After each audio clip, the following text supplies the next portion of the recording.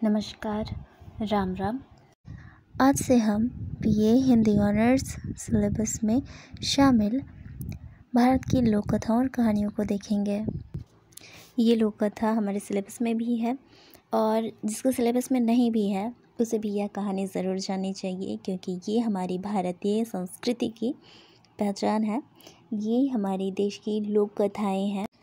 यह लोक कथा हमारी सांस्कृतिक धरोहर भी है।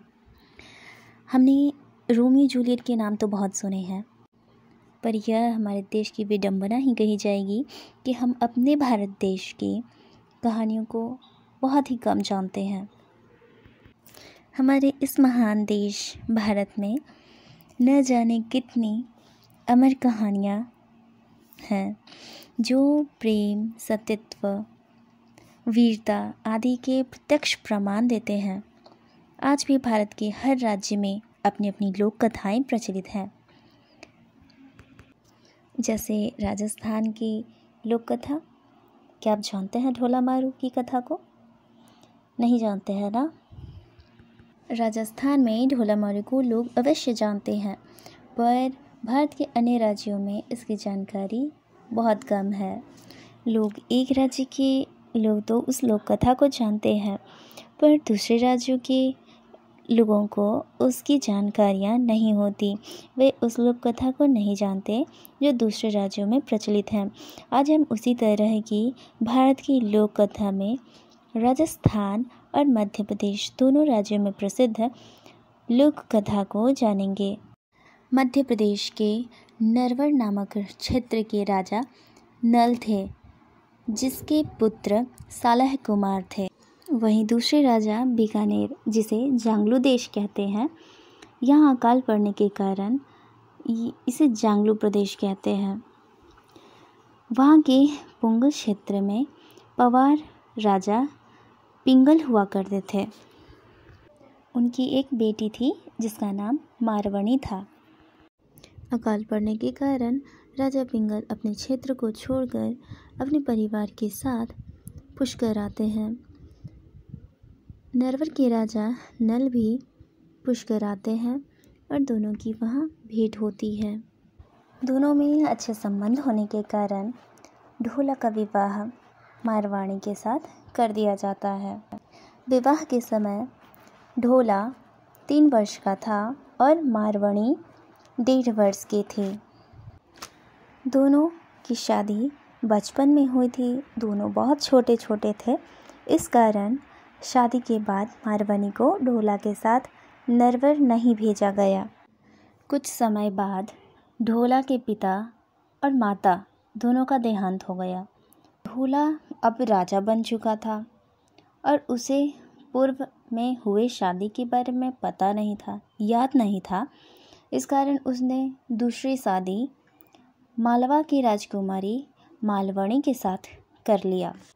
उधर मारवणी, जिसका विवाह बचपन में ढोला के साथ हुआ था, वह अब बड़ी हो चुकी थी। वह एक सुंदर युवती बन चुकी थी।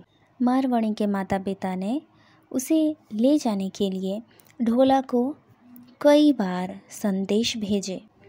अब इधर ढोला की दूसरी रानी मालवणी को ढोला की पहली शादी के बारे में पता चल चुका था।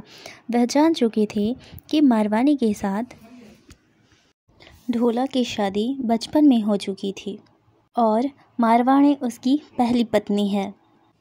साथ ही वह यह भी जान चुकी थी कि मारवाणी बहुत ही सुंदर राजकुमारी है। सो उसने डाहवश या ईर्ष्या के कारण राजा पिंगल द्वारा भेजा गया कोई भी संदेश ढोला तक नहीं पहुंचने दिया। दूसरी रानी मालवणी उन सभी संदेशवाहकों को मरवा डालती थी जो ढोला के लिए मारवाणी का संदेश लाया करता था। इधर मारवाणी को एक दिन स्वप्न आया। उसने स्वप्न में अपने प्रियतम ढोला को देखा। वह उस दिन बहुत खुश थे। वह अगले दिन अपनी माता को इस स्वप्न के बारे में बताती है, पर उसकी माता मालवणी के द्वारा मारे गए संदेशवाहकों के बारे में मारू को बताती है। मारू बहुत दुखी हो जाती है।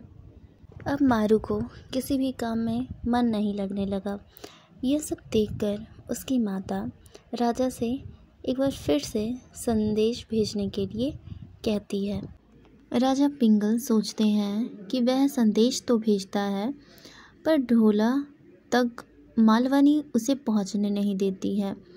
उन संदेशवाहकों को बीच में ही मरवा देती है। इस बार राजा ने एक ढोली को बुलाया जो कि गाने गाता था। इस बार उसे कहा गया कि तुम जाकर ढोला तक ये बात पहुंचाओ कि मारू से उसका विवाह हुआ था। वह उस बचपन के विवाह को याद कराना चाहते थे, इसलिए राजा ढोली को भेजते हैं। जब ढोली नरवर जाने लगा तब मारवानी उसे अपने पास बुलाती है और मारू राग में उसे दोहे बना कर देती है और समझाती है कि ढोला को किस तरह से उसे गाकर सुनाना है। राजकुमारी की व्यथा सुनकर ढोली ने भी मारवानी को वचन दिया।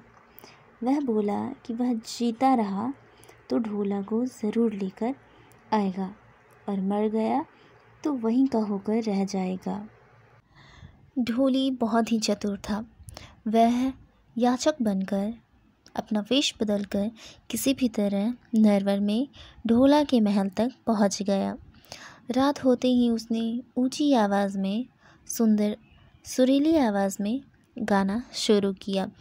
उस दिन बादल छाए थे, रिमझिम वर्षा हो रही थी, मौसम बहुत ही सुहावना था और इसी बीच ढोली मल्हार राग में गाना शुरू करता है। वह मारवानी के दिए हुए दोहे गाने लगता है, जैसे ढोला नरवर सेरिया धन पुंगल गलिया। जैसे ही ढोला ने पुंगल और मारवानी का नाम सुना वह चौंक गया। उसे बचपन के विवाह की सारी बातें याद आ गईं। ढोली मल्हार और मारू राग में मारवानी के सुंदर रूप का वर्णन करता है, जैसे रूप अनुपम मारुचि सगुनी नयन सुचंग साधन इन परे राखी जई जिम सेव मस्तक गंग। साथ ही ढोली मारवाणी के विरह के गीत भी गाता है। वह गाता है, आखड़ियाँ डंबर भई नयन गमाया रोय क्यों साजन परदेश में रहिया बिराना होय। इस गाने का अर्थ है, आंखें लाल हो गई हैं, रो रो कर नयन गवा दिए हैं, साजन परदेश में क्यों पराया होकर बैठा है। साथ ही ढोली गाता है, दुजन बयन न सांभरी मना न विसारे है कुंझा लाल बचा हजियों खिन खिंची तारे है। इसका अर्थ है, बुरे लोगों की बातों में आकर आप मारवानी को मन से मत निकालें। कुर्जा पक्षी के लाल बच्चों की तरह वह छन छन आपको याद करती है। ढोली पूरी रात गाते रहता है। सुबह ढोला ने उसे बुलाकर पूछा। उसने ढोली ने उसको पूरा वृतांत सुनाया कि कैसे मारवानी उसके वियोग में जल रही है। ढोला निश्चय करता है कि वह ज़रूर जाएगा मारवानी को लाने के लिए। इधर मालवनी को इसकी पूरी जानकारी रहती है। वह उसे किसी न किसी बहाने रोक लेती। वह उसे पुंगल नहीं जाने देना चाहते थे, पर फिर भी एक दिन ढोला बहुत तेज़ चलने वाले ऊंट पर सवार होकर मारवाणी को लाने पहुंच जाता है। दोनों पुंगल देश में बहुत दिन बिताते हैं और एक दिन ढोला मारवाणी को अपने साथ ऊंट पर बिठाकर नरवर जाने के लिए राजा पिंगल से विदा लेता है। रास्ते में ढोला और मारवाणी विश्राम के लिए रुकते हैं। वहीं मारवाणी को एक सांप काट लेता है, परंतु एक जोगी के तप से वह बच जाती है। आगे बढ़ने पर एक उमर सुमरा नामक ठग रहता है। वह ढोला पर घात लगाकर उसे मारना चाहता था और मारवाणी को हासिल करना चाहता था। रास्ते में वह महफिल जमा कर ढोला को रोकने के लिए बैठ गया। जब ढोला उधर से गुजरा और उमर सुमरा ने उसे रोक लिया। ढोला ने मारवाणी को ऊँट पर बैठे रहने दिया। पहले रेगिस्तान इलाकों में किसी अतिथि का स्वागत मनोहर अफीम से किया जाता था। अफीम को अमल भी कहते हैं और यही अमल का मनोहार लेने के लिए ढोला उमर सुमरा के साथ जाता है। इधर ढोली पुंगल का ही रहने वाला था। वह स्वयं से आकर मारवाणी को सभी षड्यंत्र के बारे में बताता है। वह षड्यंत्र को समझ जाती है और मारवाणी ऊँट को एड़ मारती है, मतलब पैर से ठोकर मारती है।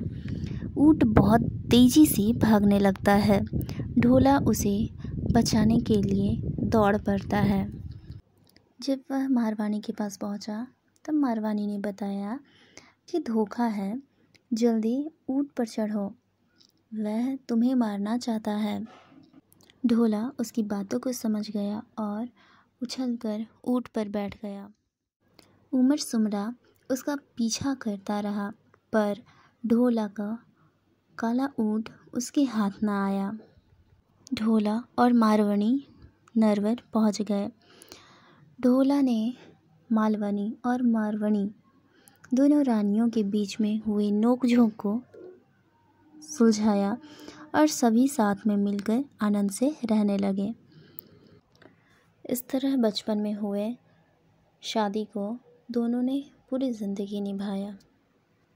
इस कहानी से हर पति पत्नी को यह प्रेरणा मिलती है कि उसे आने वाली समस्याओं का डटकर सामना करना चाहिए। पति का प्रेम कैसा होना चाहिए, पत्नी का प्रेम कैसा होना चाहिए, यह इस कहानी में अच्छे से दिखाया गया है। इसलिए इसे आज भी गीतों के द्वारा, कहानियों के द्वारा याद किया जाता रहा है। तो आज बस इतना ही। हम अगले वीडियो में फिर से नए विषय के साथ मिलेंगे। तब तक के लिए जय हिंद, जय भारत।